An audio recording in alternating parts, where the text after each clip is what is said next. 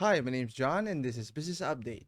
In this week's episode, we'll be talking about the current situation that is Rings of Power, the recently launched big IP from Amazon Studios.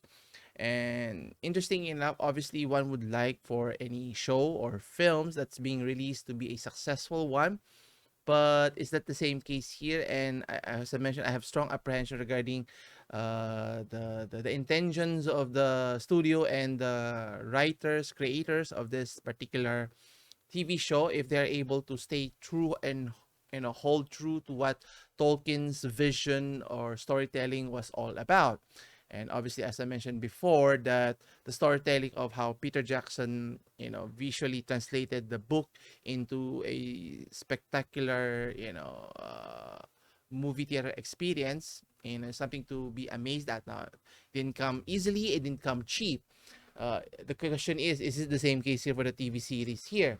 And there have been grumblings, reports that there have been coming negative reviews and review bombing and sorts. And what's interesting that the critic review versus the user review, or meaning the individual everyday user or viewers, has opposite opinions, and which is kind of interesting as to, is one telling a lie over the other, and are both truths here in this case? And what does Amazon do regarding the negative feedback here? And that's the main article that we're going to take a look at today.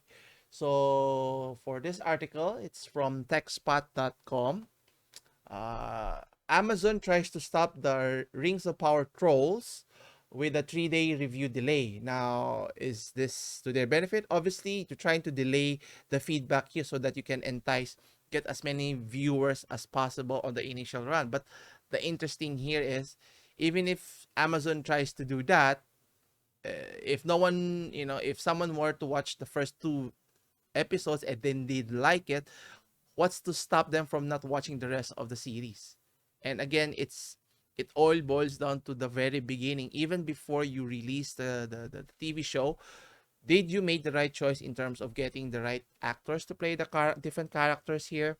The director, the screenwriter, all the people behind the scenes who helps the creation of the TV show. And if you did not get the best people to do the best job, then you're setting up yourselves to fail, regardless of how much you spend on a particular franchise. I think in this case, we discussed that the studio Amazon spent in the northwards of $250 million alone for the rights to be able to use the franchise. And I think they spend upward close to $1 billion to be able to produce the entire series for the entire season.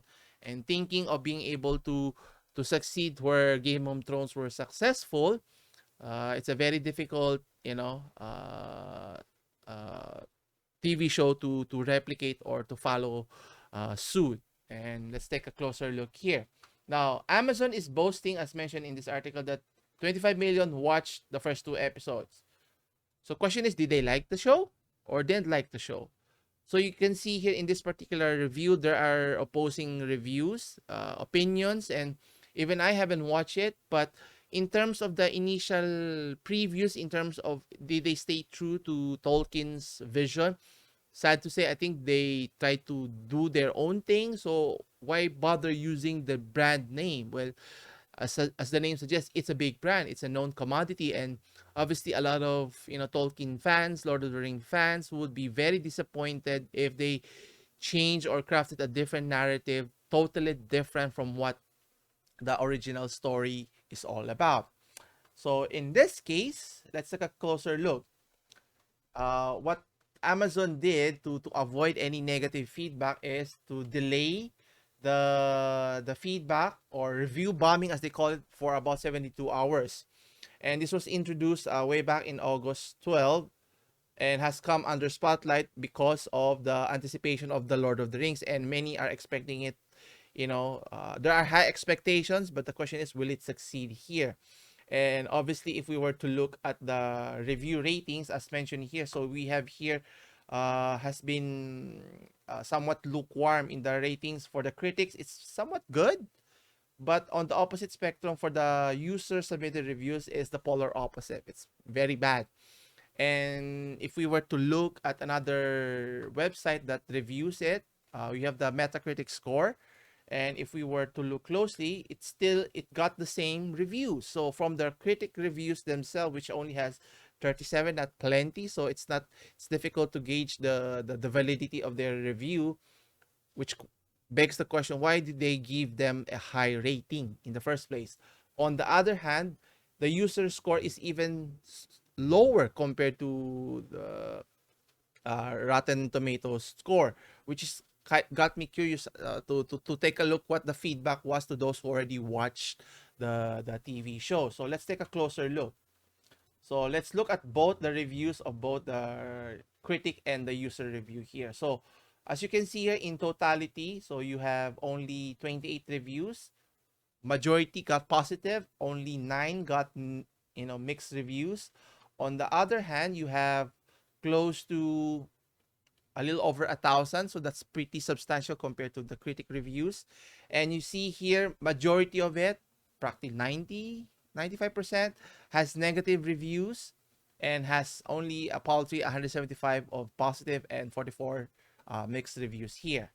So let's take a look at the first one here on the critic reviews. Now, the critic reviewer here is from Daily Beast, Nick Shager, who gave a perfect score, which is kind of impossible if you think about it, because there's no, even if it's your favorite TV show, I have a lot of favorite TV shows, it's one of the best, but is it perfect? Of course not, because there are always issues, continuity issues, subplot issues, character development issues, and so forth. So it can never be perfect. It could get a high score, 90 plus and above, but let's see what the reviewer mentioned here.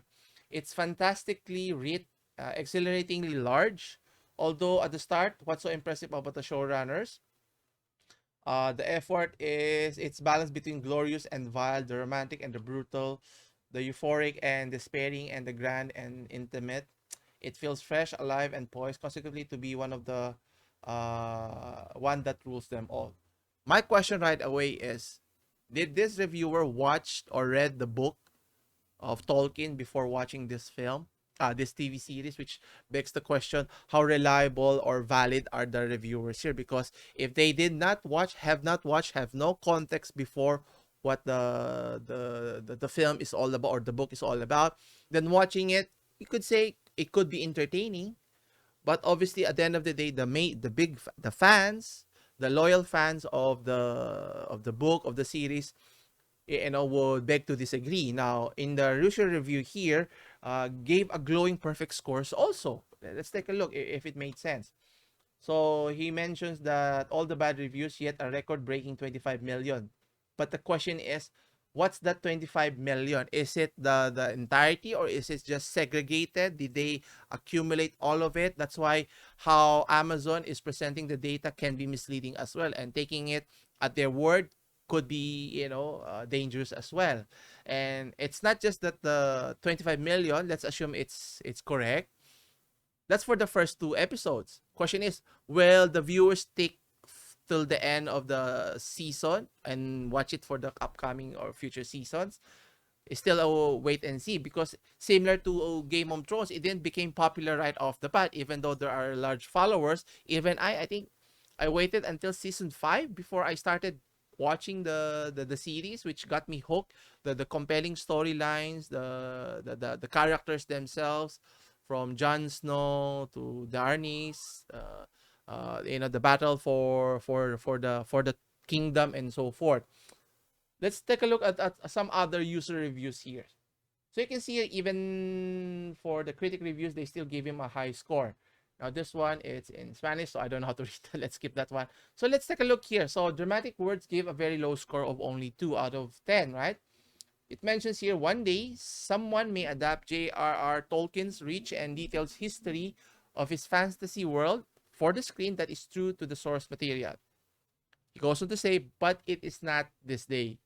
The producers of this show seem to have taken Tolkien's work, cut them into slivers, throw them into the air, caught a small handful and randomly assembled them into a new story that they can use as a platform for the 21st century teams, which is one of my main concerns right at the beginning, because if they're going to deviate from the main storyline or how Tolkien envisioned the story and try to do, identity politics, gender equality, and so forth, it didn't exist in Tolkien's storytelling, right? It's all about the characters and the main story at hand. And this is what was my concern and has been realized. And if we were to take a look at other review bombs that they mentioned, so here we have Wudan mentions that this show is an unholy union of soulless corporate greed, backwards tribal activism. So again, having hidden agendas in a TV show, it's not made for entertainment,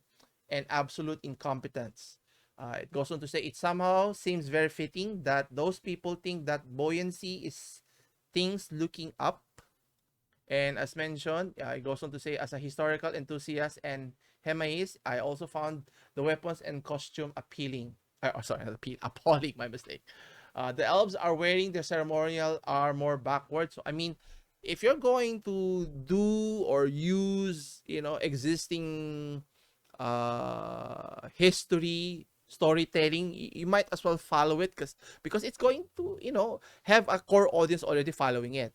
And if you want to reach a wider audience, if you stay true through word of mouth, people will recommend it to other people, friends, where they always say, oh, if they like a particular film, they will recommend, oh, have you seen this particular film? You should go check it out.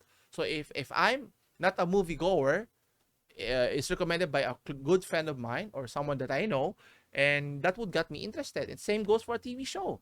It's always about, the content at the end of the day. And having a terrible content product at the end of the day is a recipe for disaster. And he goes on to say, I can't even talk about the pace, narrative, dialogues, acting, and so on, because all of these things are simply non-existent. Now, obviously, that's a bit harsh, and giving a 0 rating is pretty low.